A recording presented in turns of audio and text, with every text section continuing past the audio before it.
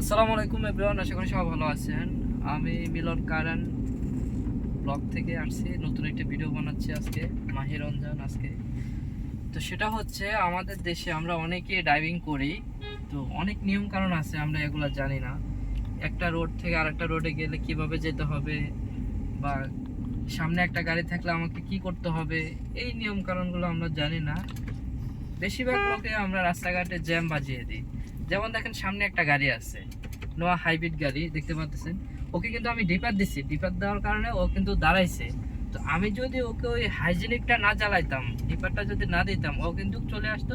দুইটা গাড়ি যখন মুখামুখি হয়ে যেত, তখন রাস্তায় কিন্তু একটা জ্যাম সৃষ্টি হয়ে যেত। তো আমরা অধিকাংশ ড্রাইভাররা এই নিয়মগুলো আমরা জানি না। এখন আমরা বামে যাব, তো বামে যেতে হলে আমাকে কি করতে হবে, লুকিং গ্লাস তাকাতে হবে, এরপর আমাকে ইন্ডিকেটরটি জ্বালিয়ে দিতে হবে। ইন্ডিকেটরটি জ্বালিয়ে দিলে আমার পিছনের গাড়ি কতটুকু দূরত্ব আছে সেটা বুঝতে পারবে যে আমরা কতটুকু দূরত্ব আছে।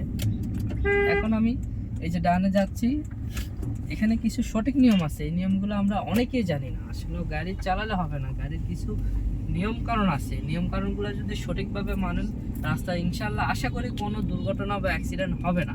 তো আমরা ম্যাক্সিমাম ড্রাইভাররা এই ভুলগুলো করে থাকি, হুটহাট এসে ঢুকে যায়।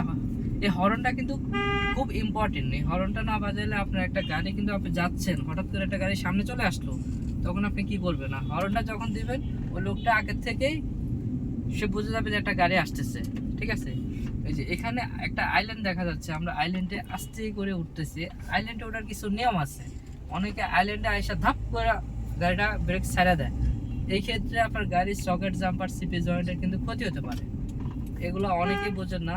এই ভিডিওটি যারা নতুন ড্রাইভিং করতেছেন তাদের জন্য এই ভিডিওটি।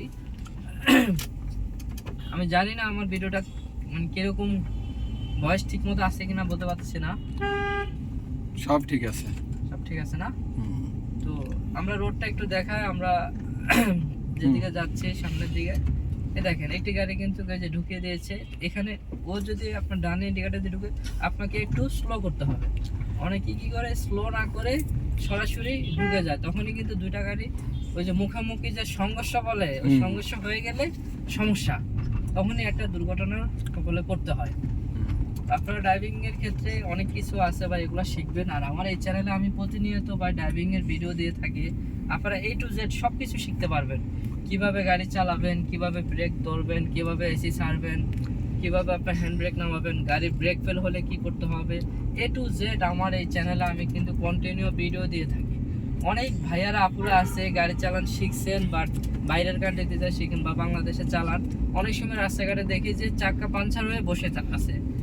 তো জিজ্ঞেস করি কি হয়েছে, চাক্কা পাঞ্চার হয়ে গেছে। তো উনি ওই চাক্কা পাঞ্চার হয়েছে, কিন্তু এটা কিভাবে সারাইতে হবে, একটা স্পেয়ার চাক্কা কিভাবে লাগাইতে হবে, উনি এটাই জানে না। উনি কিন্তু একজন গাড়ি চালক, কিন্তু ওনার এটাই আইডিয়া নেই যে উনি কিভাবে গাড়ির চাকাটা সারবে।